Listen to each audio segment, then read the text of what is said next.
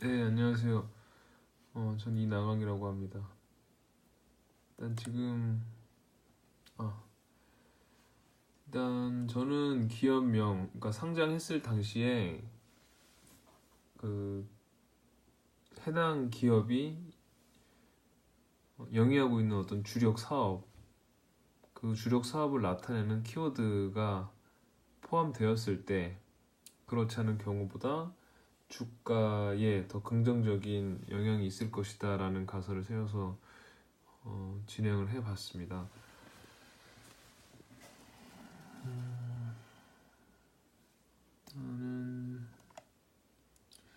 본 연구의 목적은 총 세 가지입니다.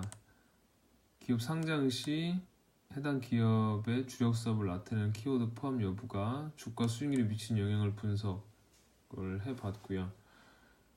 그리고 그 영향이 유가증권 시장과 코스닥 시장 중에서 어느 시장에서 더 수익률에 영향을 주는지, 그리고 그 수익률이 유지되는 기간을 분석을 해봤습니다. 그럼으로써 한국 자본시장에서 직관적인 상호가 투자자들에게 도움을 주는 내부 정보 신호로 작용하는지 검증해 보았습니다.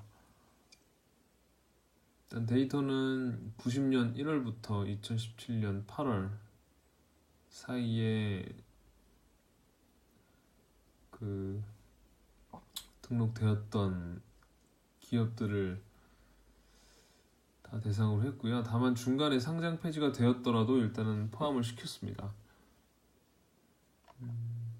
그리고 월별 주가 기준으로 했거든요. 그래서 이게 무슨 말이냐면 일별 주가로 해야 상장일을 알 수 있을 것인데 데이터를 처음에 받을 때 월별로 받다 보니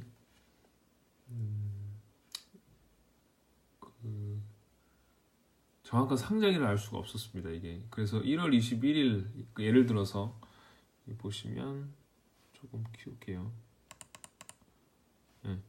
1월 21일에 상장을 했더라도 1월 말로 가정해서 분석을 했습니다. 데이터를 이따가 보시면 데이터를 보여드리면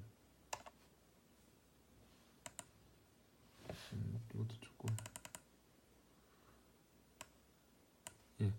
여기 보시면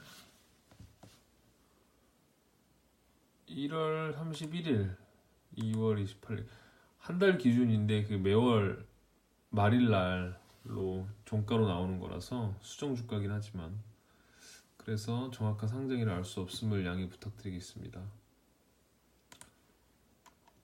그래서 서론을 보시면 일단 상호 변경과 주가의 관계를 연구한 사례는 국내에 여러 차례 진행이 됐습니다. 하지만 유가증권 시장과 코스닥 시장의 상장 시의 상호명, 제가 지금 하려고 하는 그런 관계를 연구한 사례를 찾지 못했는데 제가 해보니 글쎄요, 너무 상장 그 주가에 영향을 주는 다른 요소가 너무나도 많고 또 그 요소들의 정도가 약하지 않기 때문에 객관적인 결과를 도출하기가 상당히 까다롭지 않았을까. 그리고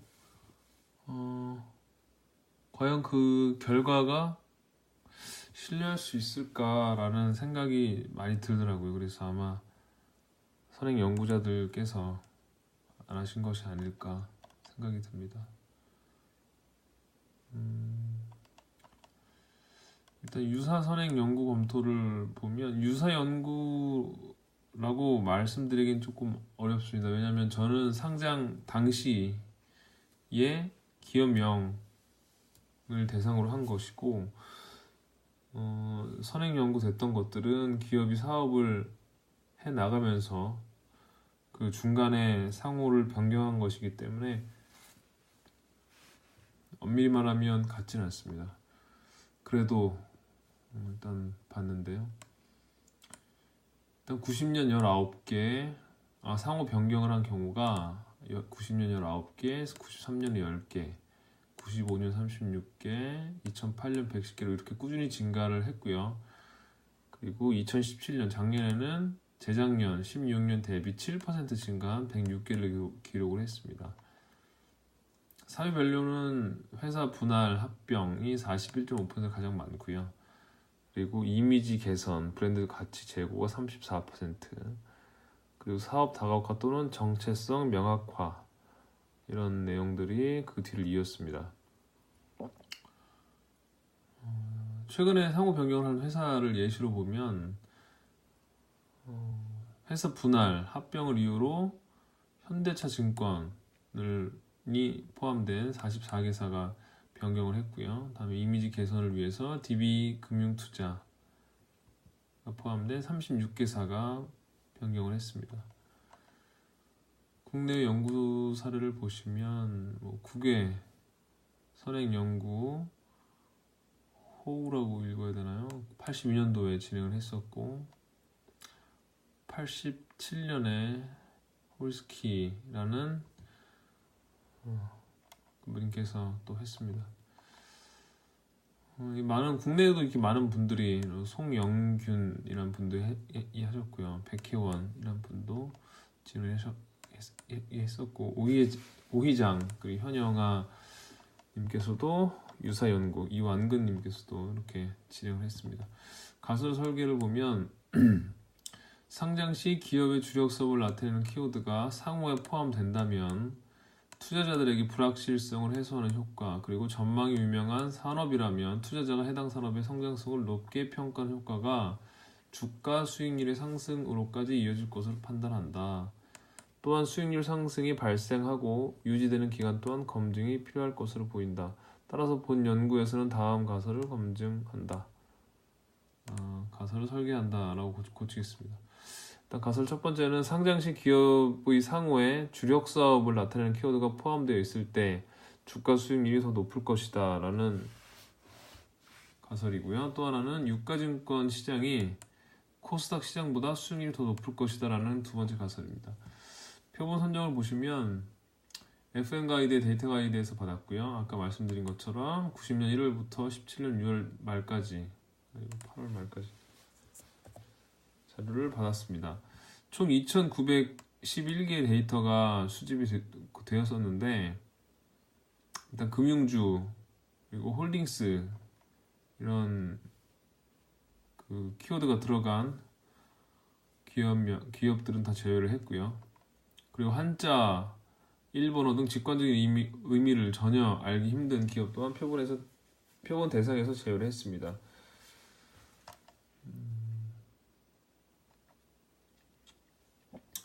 그리고 막상 보다 보니까 굉장히 직관적인 키워드를 포함한 회사를 찾기가 많지가 않더라고요. 그래서 나름대로 이렇게 건설, 제약, 바이오, 제지, 화학으로 정했고요. 선정된 기업이 총 159개였습니다. 여기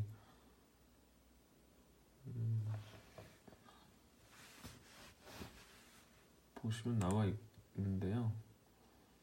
주요 키워드를 보시면 건설, 제약, 바이오 이렇게 처음엔 업종별로 이런 식으로 했었는데 이런 식으로 했었는데 이 업종에 해당하는 키워드를 가진 기업들도 물론 있었지만 그렇지 않은 경우가 더 많았고 그래서 일단은 가장 직관적인 누가 보아도 그 회사가 어떤 사업을 하는구나 쉽게 이해할 수 있는 키워드를 정했습니다. 그리고 상대적으로 구체성이 미흡하지만 사업을 유추할 수 있는 공영, 테크, 전공, 전기 이런 총 111개 주요 키워드가 포함된 상호를 기업을 제외를 했는데요. 그 제외를 한 이유가 뭐냐면 이제 비교 분석을 할 때는 전혀 유추할 수 없는 어떤 사업을 영위하고 있는지 전혀 유추할 수 없는 키워드를 가진 회사를 선정해야 됐기 때문에 이런 유사한 조금이라도 유추할 수 있는 키워드를 가진 기업들은 제외를 했습니다. 그리고 월별 기준 총 90년 1월부터 2017년 8월 동안 이면은 총 대략 350개월 정도의 기간이 소요가 됐는데 기간 동안 분석을 했는데 100개월 미만의 그 안에 상장 폐지가 된 기업들도 제외를 했습니다. 그래서 총 최종적으로는 주력 사업 키워드 포함 기업이 48개, 그렇지 않은 기업, 그러니까 전혀 저희가 알 수 없는, 이름만 보고는 알 수 없는 기업이 49개를 선정을 했습니다. 결과를 보시면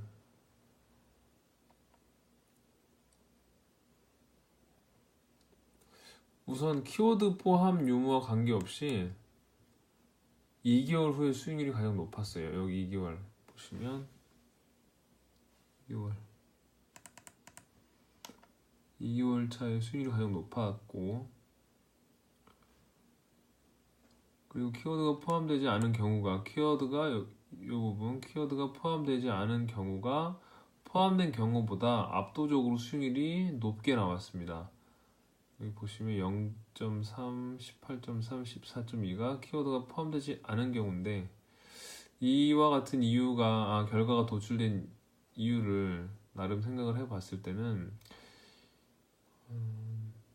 일단 어떤 사업을 영위하는 기업인지 상호만 보고 판단을 할 수가 있다면, 이 투자자가 판단할 수가 있다면 투자자 본인도 모르게 해당 기업에 대해서 잘 안다고 착각을 할 수 있을 것 같아요. 그래서 이런 착각이 들면 그 기업 투자하기 전에 심도 있는 분석이 선행되어야 하지만 그런 과정을 조금 누락했거나 게을리하지 않았을까라는 생각을 좀 해봤습니다. 그래서 결론은 처음 가설과는 반대로 키워드가 포함되지 않은 기업의 수익률이 1, 2, 3개월 후에 가장 높게 모두 높게 분석이 되었고요. 그 이유로는 아까 말씀드린 것처럼 어떤 잘 알고 있다는, 이름만 보고 익숙함이라고 해야 될까요? 익숙하다고 이제 본인도 모르게 착각을 하지 않았을까, 그럼으로 인해서 어떤 분석을 조금 게을리하지 않았을까라고 생각을 해봤습니다. 그래서 추후에 기회가 된다면 어떤 이 회사들의